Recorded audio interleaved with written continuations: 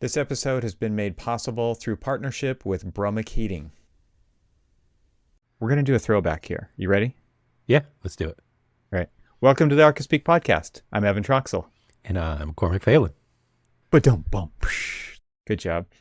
I'm going to tear up. I love it. That was old school. For people who've been listening for a long time, that was old school right there. Yes. Well, this episode's a little bit different. We're hosting a guest, which we don't do all the time, but we've been doing more of. And one of the differences, I think, with this episode versus others is I'm framing the idea, and I texted you this. I'm not springing this on you now, but I'm springing this on the audience, which is Archispeak University. Let's learn something today. And so we're going to learn about hospitality and outdoor spaces from a design professional's point of view. What do you got there? AU, Archispeak University. Yeah, welcome to AU. We're going to do hospitality and outdoor spaces 101 today. And hopefully we all learn something. I think we're going to learn something, don't you? Yeah, it's kind of exciting. I mean, it's one of the things that is kind of a growing market. You know, we see it in both the things that we do, that we specialize in. You see it in other markets.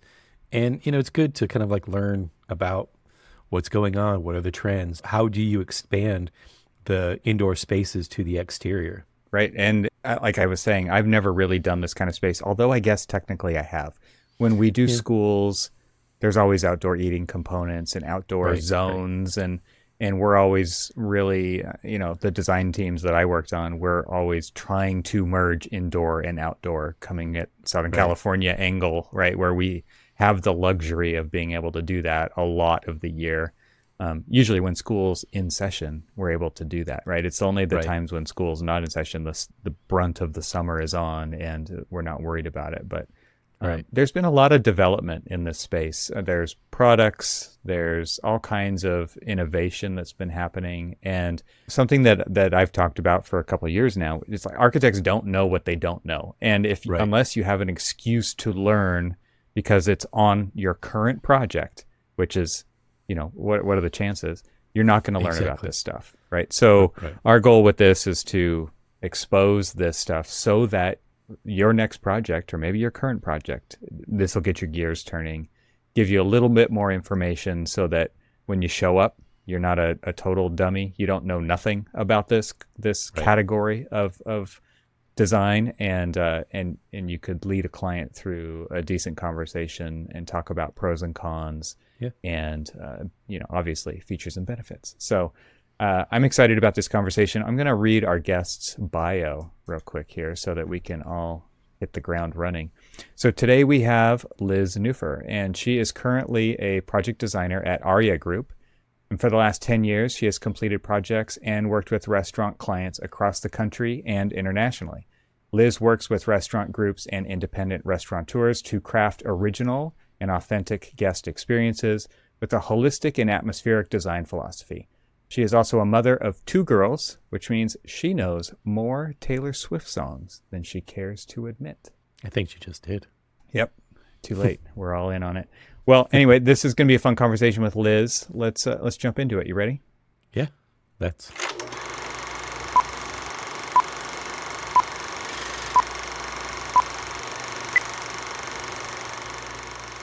Liz, it's great to have you here. Welcome to the podcast. Thank you so much. Thanks for having me.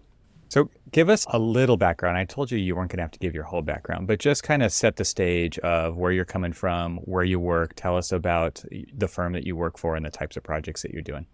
For sure. Yeah. My name is Liz Neuffer. I'm a project designer at Aria Group. It's a firm of about 120 some odd people located in Oak Park, Illinois, just west of Chicago.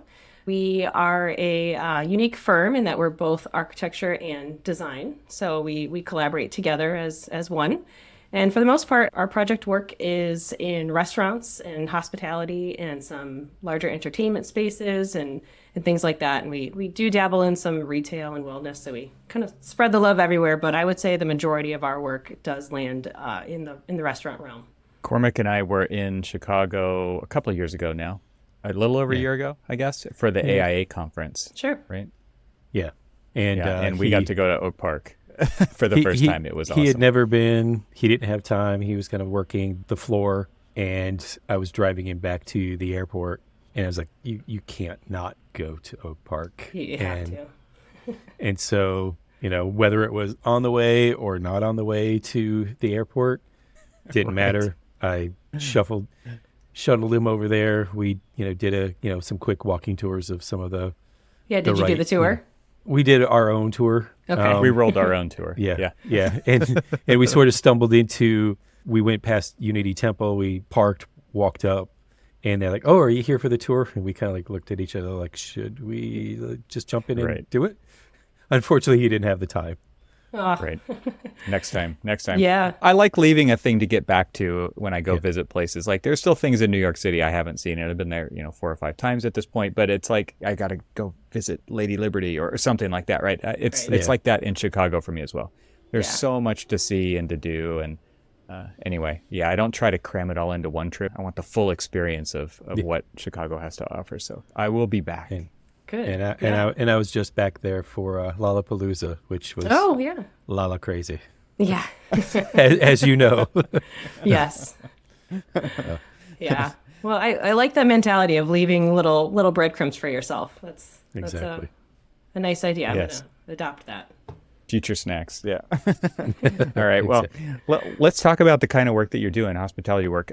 The thing that I think I'm really interested in, I guess it's not too different than residential work depending on where you live, in that there's a big mix of indoor-outdoor design. And coming from Southern California, one of the beautiful things about practicing there is it's an environment where indoor-outdoor makes a lot of sense, right? And with hospitality, especially going through the previous few years with COVID and things like that, I'm assuming that you saw a lot of that in your practice. So can you talk about the kinds of experiences and the shifts and the evolution of hospitality through that time and where that's led to now?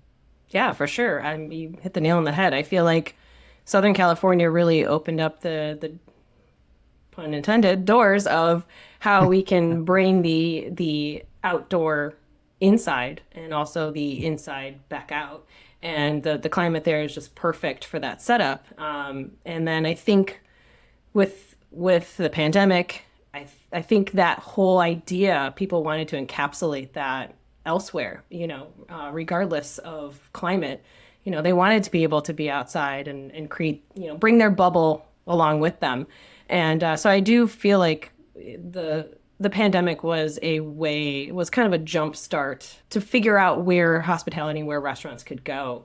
And I think Southern California was kind of the genesis of that. And so a lot of the design, I think, has been started from what we were seeing in Southern California, has trickled across the country, just manifested its way into different realms of the industry. Did you use kind of like that mentality, pre-pandemic mentality of designing for outdoor spaces as a way to kind of solve some of the design issues during the pandemic? Because I'll say that before I moved back to the Detroit area, which I've only been back for about a year, I spent the last decade and a half in the DC area.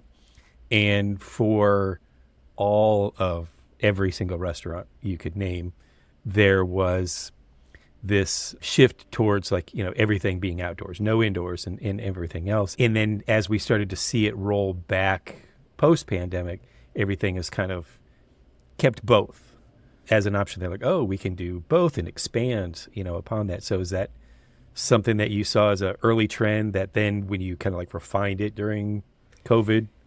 Yeah, for sure. I think so. I think we always had patio designs going. There was always let's have a patio for, just a couple of seasons. And it wasn't, but it wasn't what it is now. It was just, let's find some inexpensive tables, some inexpensive chairs, get them outside so we can, get some additional revenue.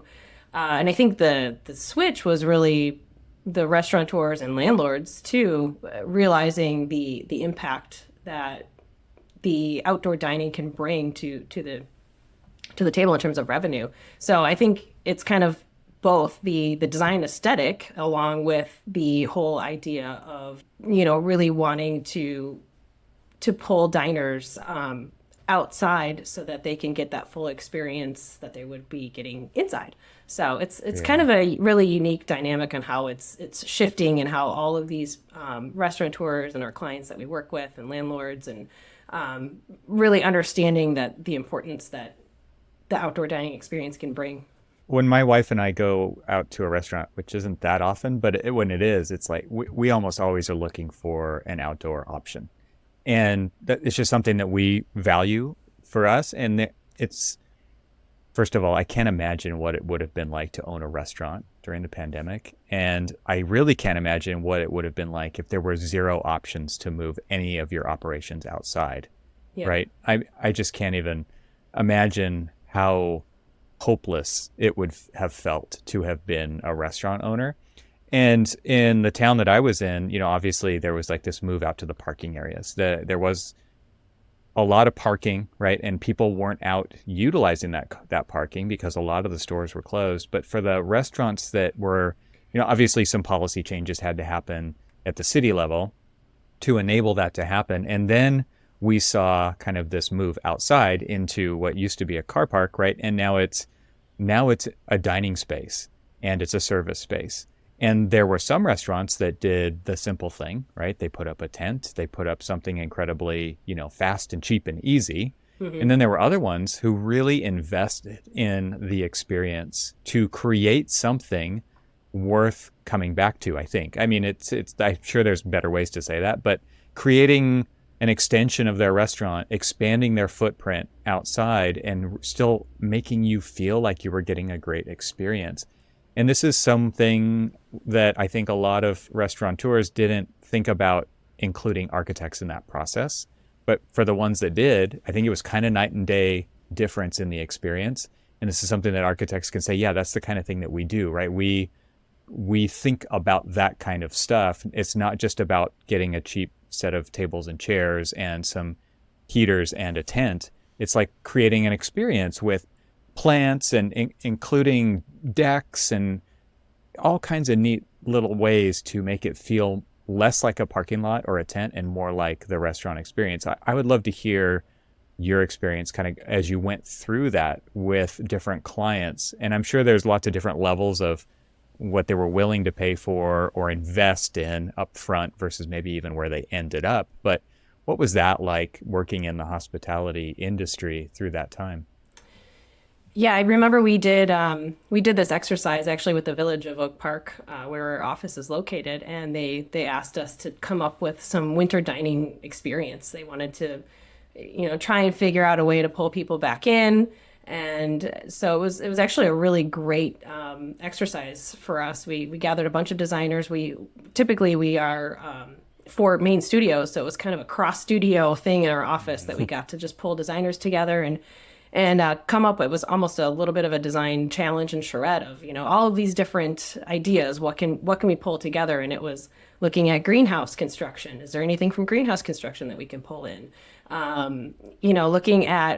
We had one group that was looking at scaffolding. How can we take scaffolding, something that's just, on the streets, and tarp it and heat it, and, just thinking of these everyday building materials or different ways to envelope these outdoor systems or outdoor areas. So that became a really interesting exercise. They didn't really move forward with a whole lot of it, but it was still a fun design charrette. But in terms of actual clients, we were asked to do quite a bit of exercises of how, what else can we do? A lot of the winter vestibules were brought in of, you probably have seen them in Detroit where it's just tacked onto the front doors or something of that system that we can bring into play that's, temporary. So it was looking at a lot of that type of work. And then I'm trying to think back. It feels like it feels like yesterday, but it also feels like so long ago.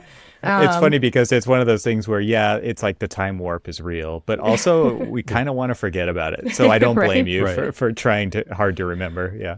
Well, kind of back to what I was asking earlier is, so how did, like those charrettes, those kind of like different kind of test fitting, some worked, some didn't work kind of thing. How did that kind of start to inform what you're doing now And is it vastly different now than what you were doing kind of pre-pandemic when it comes to like outdoor spaces? Yes and no. I think yes, in the way that clients are more willing to spend the money and they're willing to add it into the value of the space. So I think that's definitely a different mentality. And then yes, in the way, we still have a lot of the same systems that we can work with, these patio operable systems, the louvered systems. I think there's more products out there for sure now than there ever was. I remember trying to find, enclosed patio systems before, and it's like two products out there.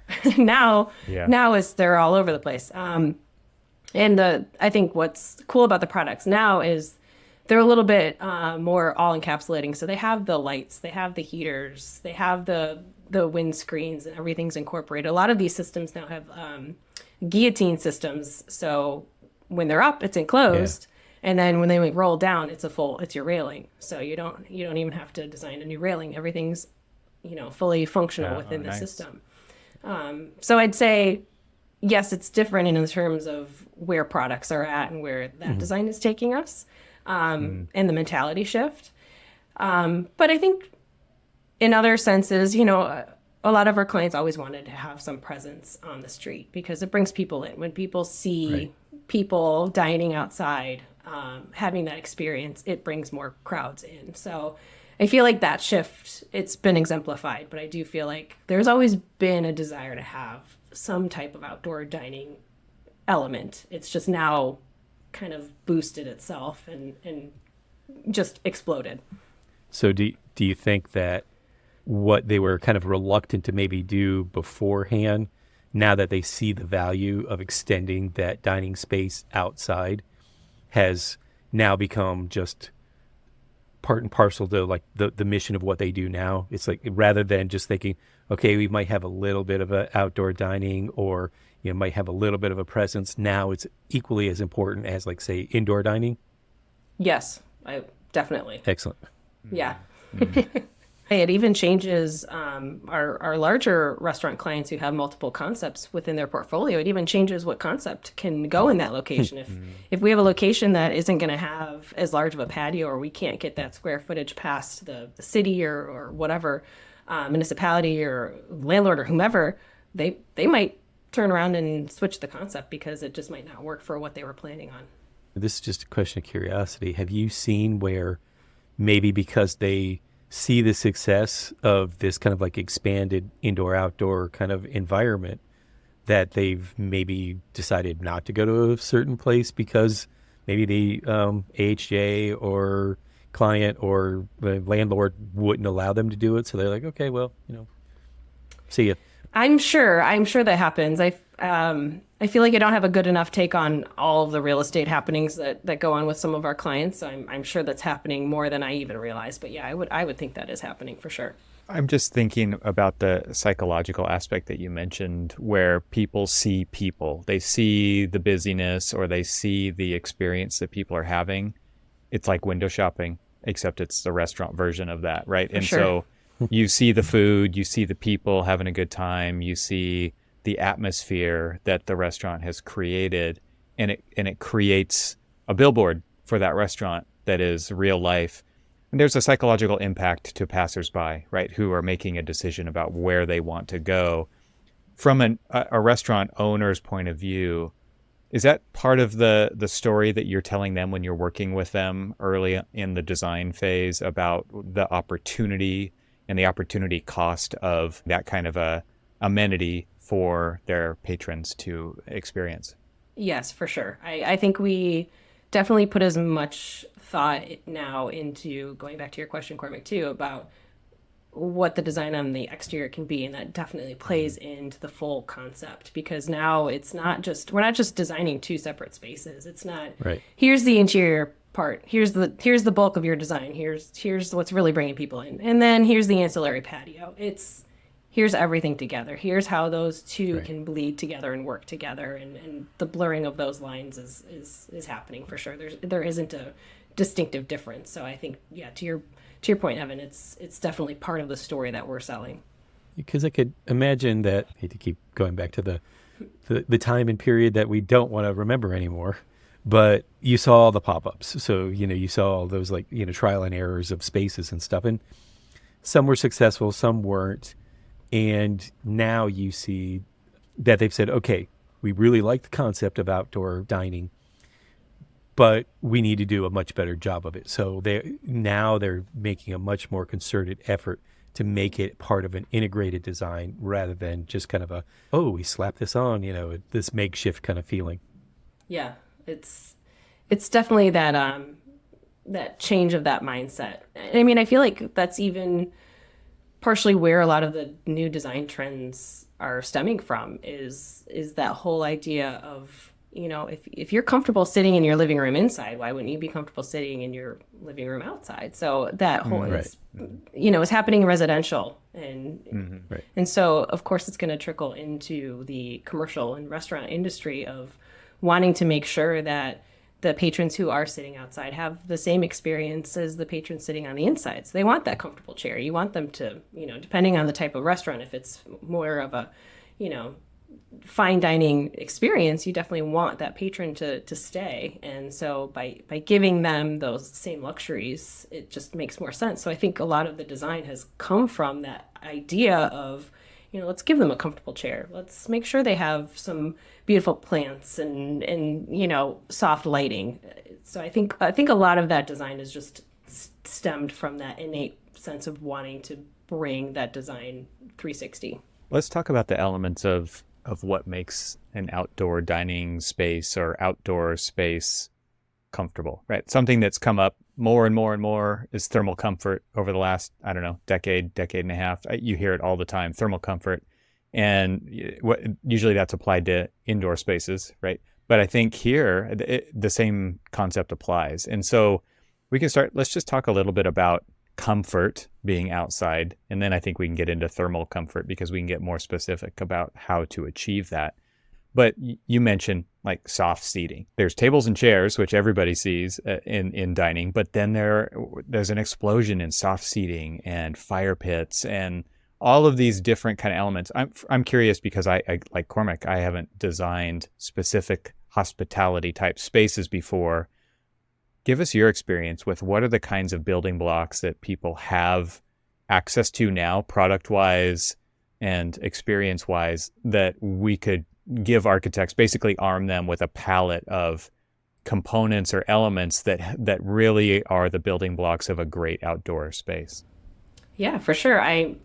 You definitely need to start with figuring out what if there's going to be a structure. I think that's number one, because I think that's trying to figure out where the patio pergola system or structure is going to live and what it's containing. Is it going to be a fully conditioned space? All of that. So I think figuring out that element becomes a big part of the conversation. And then definitely the whole approach of lighting is a new approach with the exterior space. You don't really want to spot tables. Typically on the inside, you want to spot tables and get that dramatic glow. On the outside, you really don't need that. You just want, there's street lighting, there's ambient lighting. I think that's why there's an uptick in a lot of the bistro, cafe style string lights you're seeing. Even moonlighting and trees can be a really cool way. Solar lighting. So I think lighting is a really big component to think through and think about how are people going to see the meal in front of them if it's dark outside. I think that's a really big component. You mentioned the chairs. I think that's a huge thing. I think we need to find products that can withhold or stand up to the elements a little bit better, that are still comfortable. I think there's a lack in that right now of products that are reliable, that look good and stand up. I think it's just, climate has a big part in that, so it is hard to find these things. But I do feel like we finding better products would be great in terms of the seating. Soft seating for sure. Trying to figure out, is it going to be off the shelf sofa, or is it going to be a custom banquette that we're working with? Is it in an overhang? Because of course, again, the elements, if you're in a climate that has a lot of rain, you now need to make sure the upholstery you're specifying, the foam that the custom booth manufacturer is using has an exterior grade. So there's a whole other thought process in place there. Mm-hmm. And then in terms of programming the space, that's a whole other element too. A lot of clients want a space for the dining element. They want a space if it's a bar atmosphere. Maybe there's a drink rail so that people can kind of stand and linger. There's also the lounge component, which then takes into account the fire pit aspect, or is there some type of feature outside, a water feature, a fire feature, or anything that we can now put chairs around and make that be the communal focal point. So programming becomes a little bit different on the exterior too. And then I think you mentioned the thermal comfort part. That definitely comes into play for sure. With patio heaters, there's all different products out there that, if you didn't want to condition the space, now let's look at different patio heaters and fans. That's another key element, keeping the air moving. I was going to ask you about zoning, right? Because I think something that we all also saw through the pandemic was an opportunity to kind of rethink offices. And offices have traditionally been open offices or a series of rooms, closed offices. And I think something that I heard and read a lot about was wanting different types of space for different types of work that people could pick and choose depending on their needs for the project or the meeting or whatever they needed to do. And I feel like hospitality spaces are kind of similar in that way, right? Like sometimes you want to sit at the couch with the fire pit. Sometimes you want an intimate conversation with somebody at a table in the corner. Sometimes you want to sit at the bar if you're alone and you want to meet new friends and watch the game or something like that. And so zoning wise, I mean, you started to talk about programming. Can you just go a little bit deeper into that and just talk about what trends you've really seen people adopt when it comes to paying for these kinds of spaces? What are they really finding value in when it comes to giving their customers either what their customers want or maybe what their customers don't know that they want, and they're actually seeing the customers figure this out as they have those opportunities? It's a good question. I think variety is the answer. I think having variety is definitely the way to go. I think making sure you have a variety of amount of different types of tables, so 2 tops or 4 tops, which relates to how many people are sitting at the table. So making sure you have a variety of that. And then also variety of, are there cozy nooks that people can have a little bit more intimate? So now do you bring in soft seating and also have those little elements where you can have a little bit more intimate dining? I think it's just making sure you have a good variety of spaces for people to feel comfortable with where they want to be. I think with lounge seating, it's a little bit of a hit or miss depending on the type of concept or client we're working with. Some clients love the lounge seating and they feel it's, people want to sit and lounge, but it's really hard to have a dining experience when you're sitting on a low sofa. So it's that one's a little difficult. It looks great in the space, and we always want to put it in as designers. We're like, look, this great lounge setting. We really want to make this such a unique space, and we usually get turned down by clients saying, yeah, but you can't really have a full dining atmosphere when where do you put your plates? Where do you put your drinks? Yeah, when the table's half the height of where it normally is. So I went to a taco joint that all of their outdoor seating was couch based, and if you can just imagine plopping down on a couch and eating tacos, wasn't fun. Yeah, I can only imagine what's in the cracks of those cushions, man. It's just there's a lot of coleslaw in there.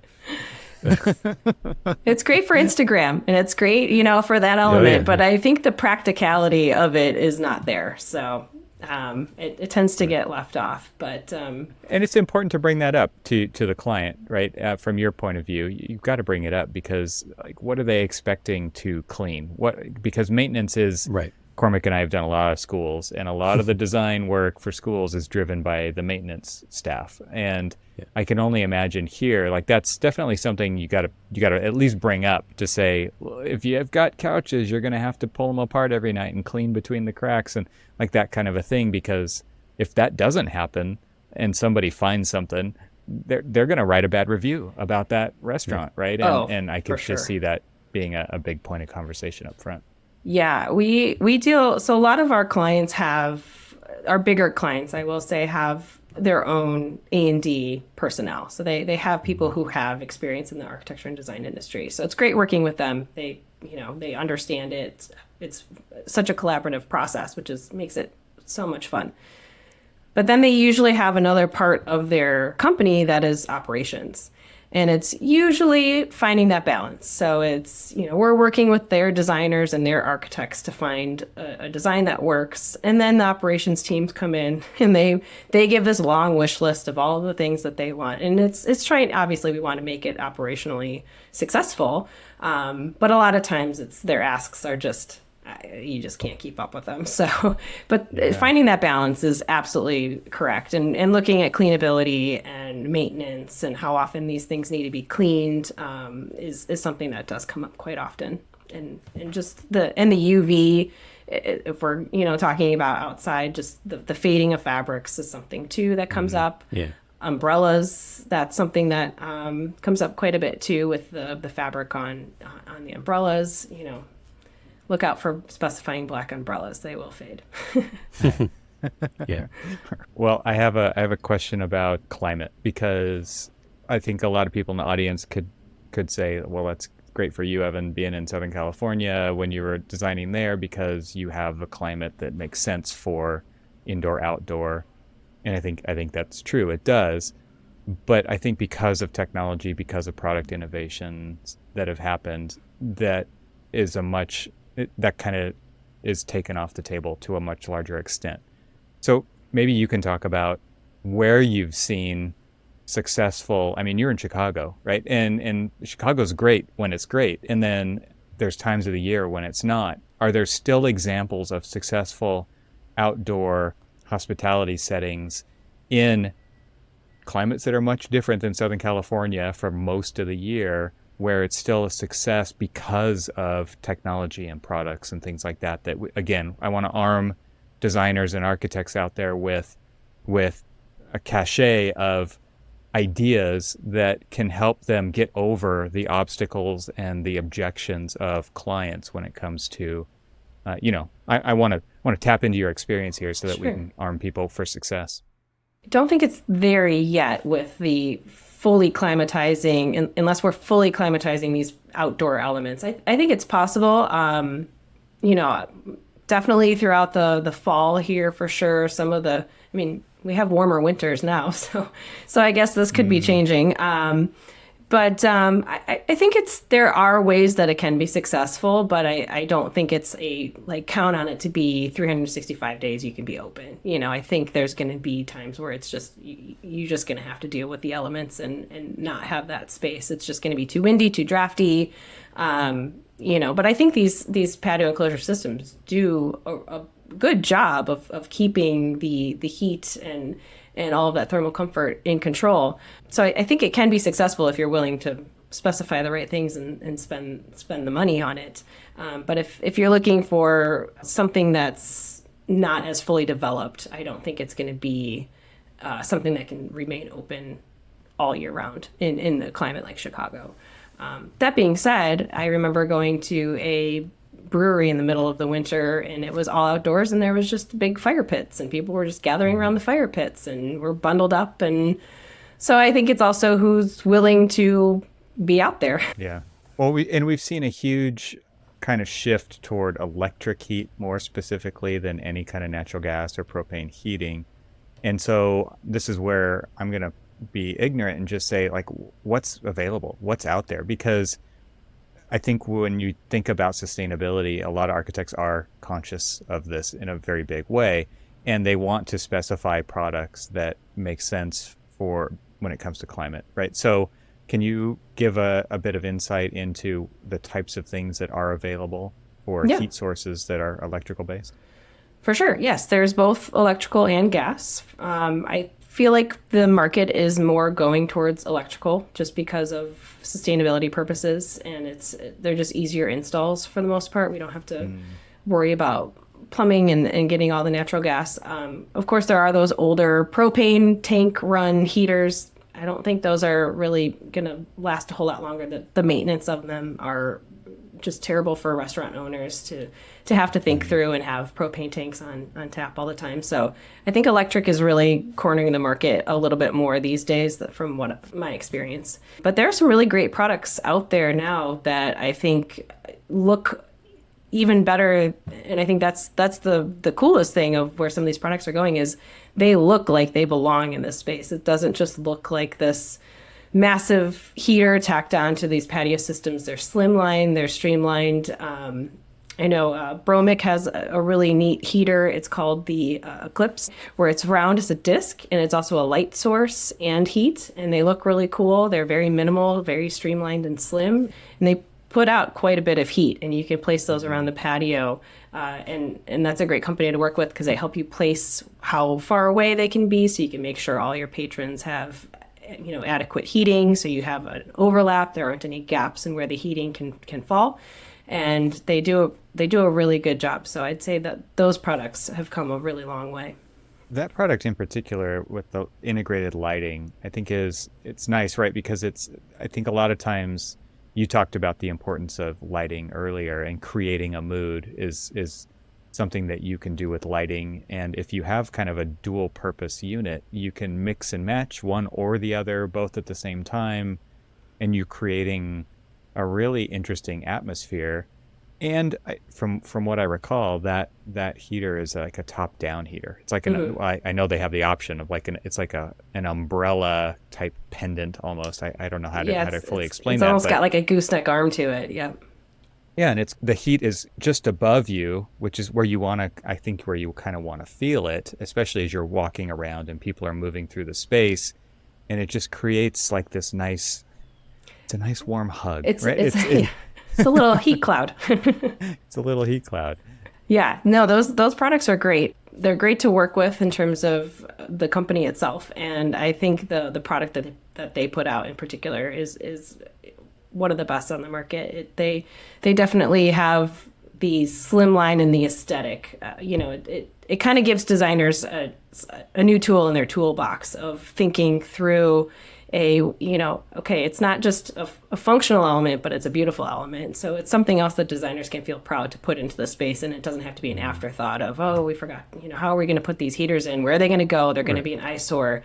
Instead, it's, these great heaters can be part of the design or part of the lighting element, or, it can be part of the design moving forward. And it's just like that latest evolution of, first it was function. So, you had the propane heater, or then when it started to go to electric and there were like the big blocks that were hovering overhead and may or may not kind of get you the heat that you're hoping for, to then something that not only takes in mind the functionality of it, but also the aesthetics of it, which we're always hoping for. Is just like, but we want to extend our space out into the exterior space. And we're thinking, oh, great. But now you're going to want heaters, and you're going to want this, and how ugly they're going to look. And it's really great to start to see manufacturers really push towards being equally as important from functionality to aesthetics. Yeah, I definitely agree. I think we're seeing that with heaters. I think we're starting to see that more with quite a few other exterior products too. Just, I mentioned the patio systems. I think those are getting, a definitely new design. It's not just this clunky aluminum or steel frame system. They can be really elegant and bringing in some type of shade sail or, canopy to it really also is another way to bring in some softness and protect patrons from some of those sunnier days and make sure you're not being blinded when you're dining. Even drapes, right? Like I did my backyard at my last place, I did a retractable canopy, but the retractable canopy only works certain time of the day, right? I mean, that sun gets low and it's coming in underneath, and so I did curtains, and they were kind of a sheer material, and they were an outdoor material, so you could pull them back when you wanted to, but you could also let them out when you need to block the sun lower, and it creates an outdoor space. Like, it really starts to really delineate the spatial quality of what's going on outside.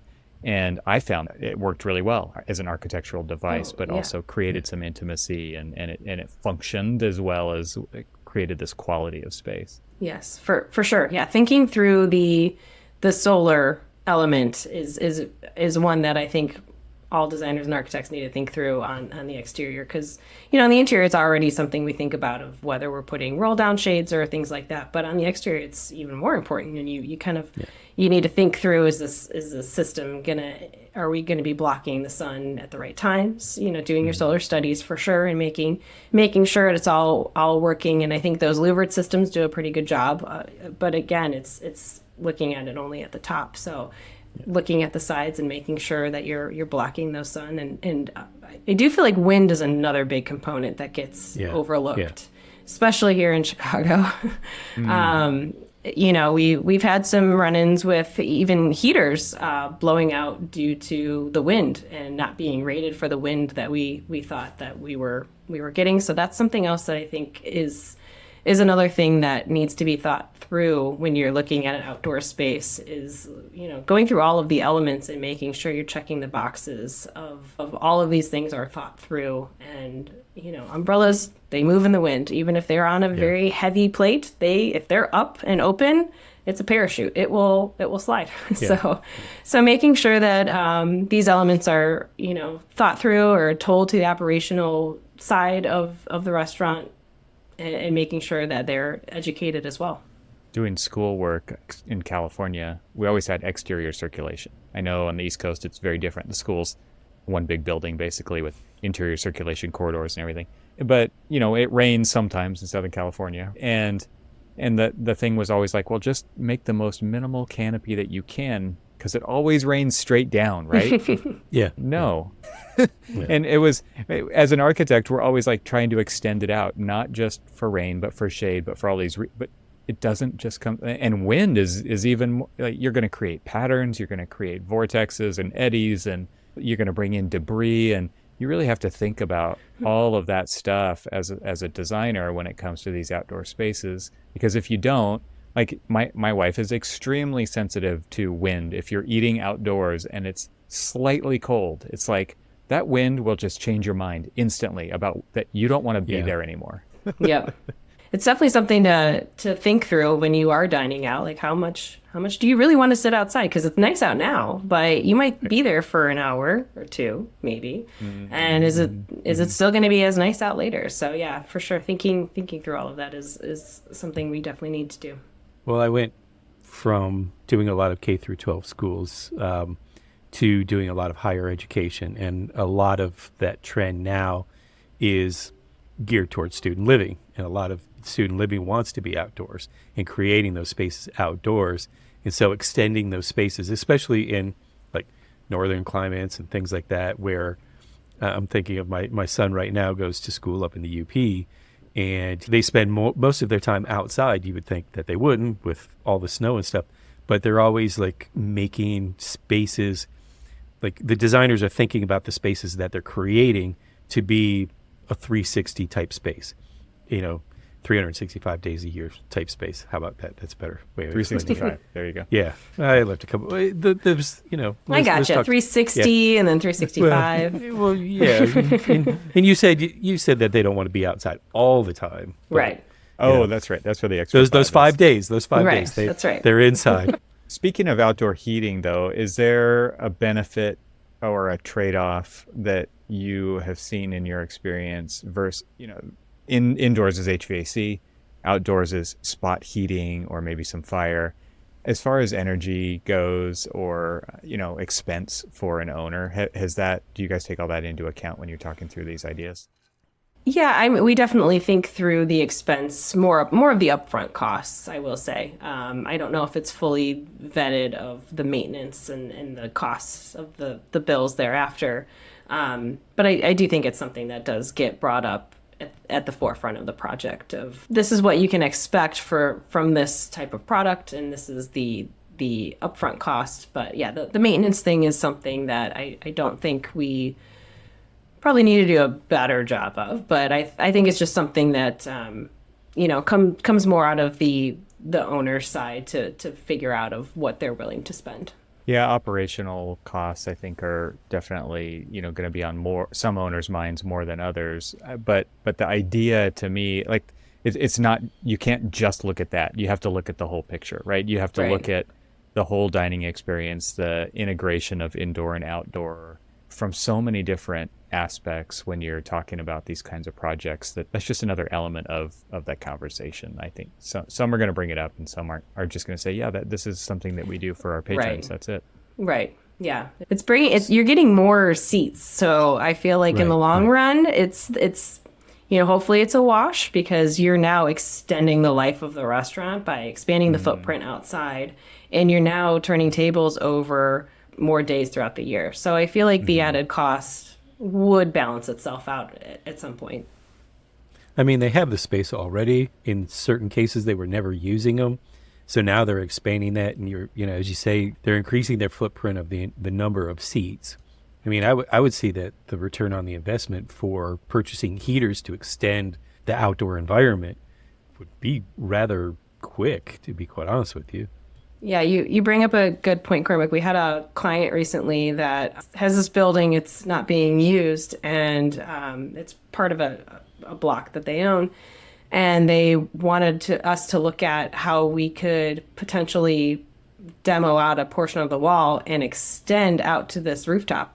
It's just this huge expanse of rooftop. So I feel like that's a whole other dynamic that is being looked at, is how we have the space, how can we capitalize on it?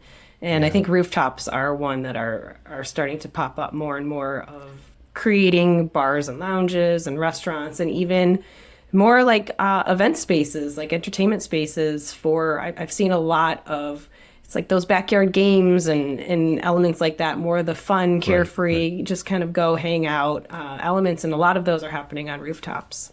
We've seen a trend in, again, like I said, you do a lot of higher education. So in like the student life, student housing, student ACT buildings and things like that, we've actually seen a lot of clients more open to using rooftops. A lot of times they're worried about liability and things like that. And if we can overcome that aspect for them and show that there are benefits to utilizing those spaces that are already there, and if you can decrease, say, the footprint of the building by increasing the use of what the building already has, has been something that they've been very open to and starting to see. And we've got a new project that we're doing that at least 3 of the multiple buildings that we're doing, we're all using rooftops. And, it was something that we hadn't seen in the past. And now they're like, oh, this is an option. Let's do it. Mm-hmm. Right. Mm-hmm. Yeah. No, we're definitely seeing that too, of capitalizing on that square footage. So I think it makes for interesting design and new design challenges. It does. Yeah.